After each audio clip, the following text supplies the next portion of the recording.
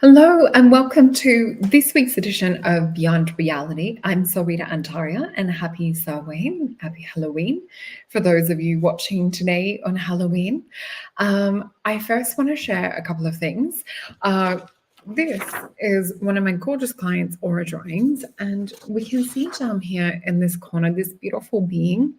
Now, this cute little guy, I heard the word even, and we've seen with some of the, some of the footage that circulates the internet from time to time where certain people are interviewing an even and his, health looks like it's starting to fail. Anyway, I just saw something look very similar like that in a session with a client today. The cutest thing was, though, he had his hand stretched out to a vision of my client, and I saw her surrounded with other ETs as well and going into a beautiful building. So sometimes these things will come up when we're in sessions where we'll be led onto onboard craft, or where we're led into kind of working with calling in like a higher vision of self. So that was a really interesting aura drawing and experience, and we can see how all of these colors end up being in all the different parts of the aura. So like we've got the mental body, emotional, astral, spiritual, etheric energy in there as well. So it's just really interesting, this higher communication coming in from one of her guides. Some of our guides are actually kind of like friends or family in off-world situations too. So I just wanted to share that because he was just so adorable. And I did see spirits around her from multiple different places, kind of like a federation, I guess you would call it. So let's get started with today's video. So I just want to jump on over to this little slide and remind you that it's 10% off with your next booking. So please use Beyond Mystic in all caps when you head on over to masonjupiter.com. So I have the starseed readings where we look into your origin and your mission. We also do an aura drawing, and the mystical oracle reading where we do an aura drawing, but we also look into a lot of the questions that you have. And there is time for a few questions in the starseed origin one. I love both these readings, and I have clients that will book both sessions as well. The Mystic Oracle reading is more kind of like a follow-up session to the Starseed as well, if you're kind of looking at which one do you choose. So there is sometimes like 1 or 2 appointments available. I would jump on it really quick, especially with the times that we're in with all these lunar eclipses. There's not many spots available. I do also recommend having a look on Meeting Planner, which is a time conversion app, because we are on New York time. So all of the sessions are booked in Eastern time. Please make sure to be on time for your appointment and check that, that you have your times correct before starting and that Zoom is working as well, just so we can get the most out of your session. I also want to remind you guys to please like and share and subscribe to Beyond Mystic.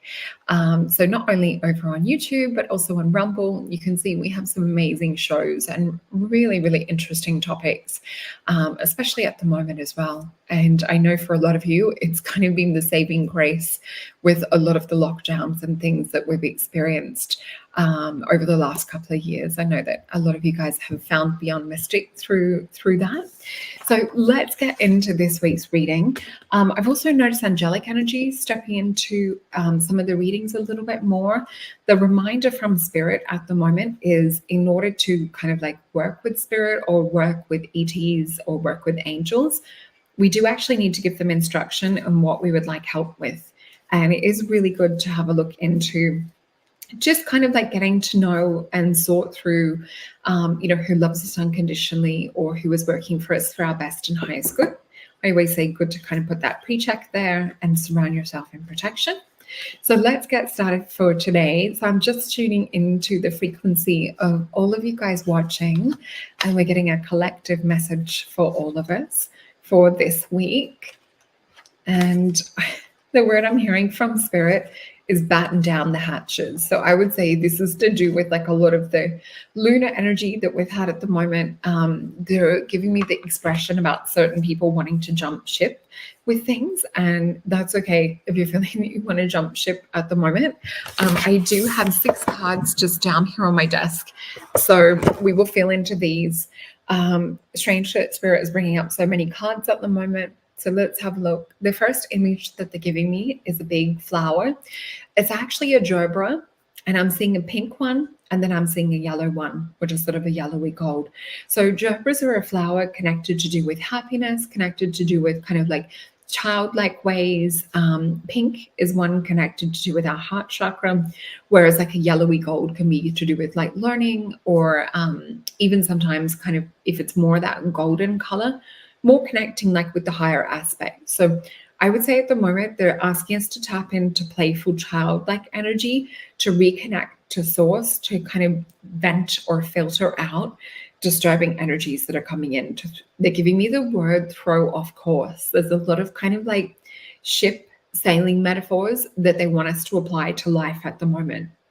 So they're even showing me, I'm not sure if it's called, there's one starboard, I think, or yeah, anyway, they're showing me the different sides of the ship and things, and how to kind of stay centered whilst we're going through this rocky kind of time. They're asking if you guys are behind the wheel or the helm, like really kind of steering. So yeah, they're just telling us to batten down the hatches. So it might not be the last of some of this bumpy weather, but if you're good with self and you're good with your own connection, it will help you to hold the center while this boat is flinging around. So let's just feel into these a little bit more. Okay, I do see how we were describing before with some ET help and things like this showing up. So remember, we do have some beautiful ETs that are friendly, that are wanting us to help, that are here surrounding us on earth, that may be connected from other lifetimes, seeing us as really strong, beautiful representatives that chose to come down here and do the difficult job. So it's a really beautiful thing to connect with your guides. I sometimes will even hold my hand out when I'm working with my guides and ask them to physically come and hold my hands too.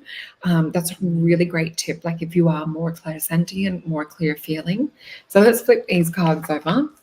So we have the card of the Sun, the Hanged Man, Eight of Swords, the Marriage card, Four of Wands, Ace of Disc, the Six of Swords, which is a card of science, and we have my Shaman card. So we are definitely going through an astrological phase at this stage in time. So we see here, this is part of a new cycle, but it is part of an ascension energy. This is also sometimes referred to as the card of happiness. What's interesting is here's this childlike cherub energy that we were also getting to do with the Gerber energy. So there is something about stay childlike, stay in touch with this higher connection. So we also see the sun being illuminated, but in order to be illuminated, we must be childlike at this moment in time. Now, this doesn't mean to kind of give up responsibility or anything like that. It may mean be open to kind of like switching directions, to get into creativity, to get into imagination, to think outside the box. The other thing that we have with this is this little symbol down here, which represents being kind of like a beacon or illuminated light. So it's a really beautiful energy. What we also see with the Hanged Man, or the Hanged One as it's known in other deck, is this beautiful, brilliant Jupiter expansive energy. So with the Hanged Man, this is more kind of tapping into solutions or tapping into energies that are outside of our matrix. So we can sort of see how he may be boxed in, but in his crown exploding with Kundalini, we also see that this represents where we can sometimes solve a problem, not from repeating the same pattern. So this is definitely be childlike, kind of go with the flow with things, but really make sure that you're not sort of stuck and fixed in old mental karma, old mental patterns. Now, with this Eight of Swords energy, we have Jupiter, but we have Gemini. So this would definitely be about expanding outside of your own mindset. So you may need to kind of get a role model or work kind of like outside of this up-down Gemini energy. With the Eight of Swords too, we see this is also called the card of interference. So specifically be on guard with the interference at the moment. With the Eight of Swords, we also see in my other favorite deck of cards, it's the butterfly in a cocoon. And she has these gorgeous wings, but she doesn't know how to use them yet. So we don't want to break that cocoon open and damage her little wings and shorten that span. We want to actually realize how to spread these wings open. When we do, we're actually coming to a beautiful alignment, which is the card of completion. This is Aries and Venus energy. It's also known as the marriage card, but I see this as coming into alignment with our higher version of self, how we were talking about before. This is to go away This is to be the way to come into this new grounding energy of Ace of Disc. So just to recap so far, be childlike, be imaginative in visualizing and creating an outside of the matrix version of self. This is going to help us free those butterfly wings for transcending, come into alignment with this Four of Wands, with that higher version of self, or with getting to know more who you are on a higher level would be another way to phrase it. We also see that this is starting to build something. So with the Six of Swords, it's traditionally more of like a journey card. For me, and it is called the card of science, is Mercury and Aquarius energy. Mercury being higher mind, Aquarius being information and things that we sometimes channel down into our physical vessel, like the Star card. For me, this is a veil card though. So what Spirit is alluding to with this is start to come into alignment with self, break free from any of those old mental concepts and illusions, really start to ground in who you are, who you want to be, how you want to show up. And we're going to start to get like a vibe of it, or start to feel that permeation of that version of self coming through. This is going to enable you to be more shamanic. And with this, what I mean is we have Prince of Cups. We see here he flies from one world and lands in another. So he's kind of holding on to, maybe the 3D and the 5D, kind of bringing them together. But what we also see is he's a translator of information, a bringer of medicine, and this beautiful lotus energy, and this cup filled with the Kundalini energy over the heart. So this is definitely about us bringing in like another version of self, seeing into like what perhaps is happening in the spirit world, but bringing it more into here. So let's have a look for some clarifiers. I'm just asking which deck. So they want the Star Tarot. Let's have a look at what comes up. Okay, they're asking for 3. We have 4 of Pentacles, the card of power. We have strength, power and strength. That's really strong. 2 of Wands. And I want a 4th. Okay. I'm just getting tingles on my crown chakras. So we see the Swan. So this is about like when we start to like really ground and build a solid foundation or a practice. The other word that they're giving me is stability, routine, and what's that word? It starts with C, consistency. When we're starting to kind of like build this, we actually open up for Spirit to give us more. So Spirit's really talking about this at the moment. What is it that you have set up in terms of looking after yourself on a physical level that will enable Spirit to bring through more? This might also involve taking an action in the physical that will lead you to kind of tapping more into your higher self. With this beautiful strength card too, even though we may have been through tests and trials and tribulations and things, this strength will actually help keep us going in a 2 of Wands situation. 2 of Wands is Aries energy, and it's also known as a card of dominion. And we know in the other deck, it is kind of a picture like this with the 2 of Wands. So for me, this is more kind of like about duality and escaping outside of the box again. So Spirit is really giving us this invitation with this hand coming in from the ETs and Spirit and God and our higher self, asking us like if we want a hand out. So this is about working together, not thinking that we can go about it alone. This is about working with a higher self. And it is the 2 of Cups, which I love this version. It's almost like a Pleiadian Syrian energy with the dolphins and the beautiful people. So we see here, it is about love. It is about connection. So I want you guys to really be feeling into that this week. Look at what you can do to have more options around what we've talked about so far, and what you can do to kind of like expand that reality. I did get told to go into one of my science books, walking past the bookshelf before, and it was talking about the observer effect to do with quantum physics. So really look in, what does the observer effect mean to you? How are you being an observer watching your life? What is the story that you're telling yourself internally as you're watching situations and scenes unfold? Are you seeing the same patterns? Are you showing up differently?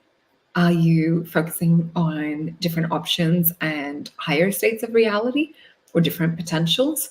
Because the observer really does change the outcome and the effect of this experiment down here. So pretty clear message this week.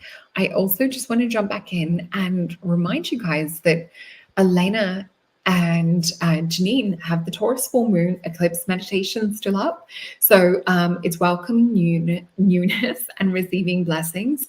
So really important to hold into this energy at the moment, to really focus on welcoming this new aspect. And we need to still keep purging some of the other stuff, which a lot of the rest of this year will still be about purging. We are in a huge shift continuing even into the start of the new year. I also want to remind you guys to please, if you are really feeling drawn, whether it's the energy speaking or whether it's you have an inquisitive mind and you want to find out more about like your star origins.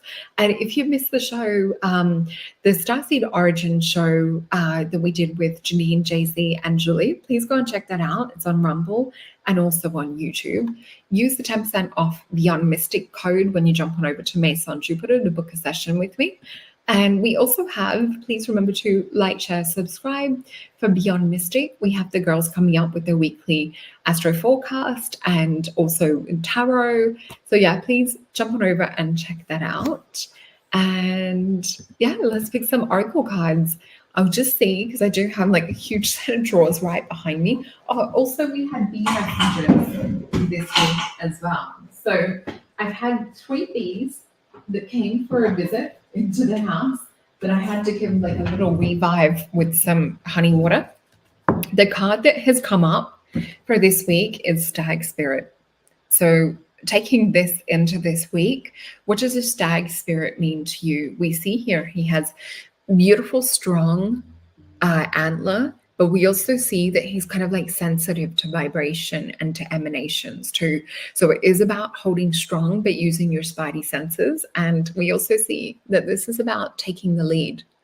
So I love you all very much. Thank you for watching. And also I love reading your comments. Thank you so much for your sweet remarks and comments.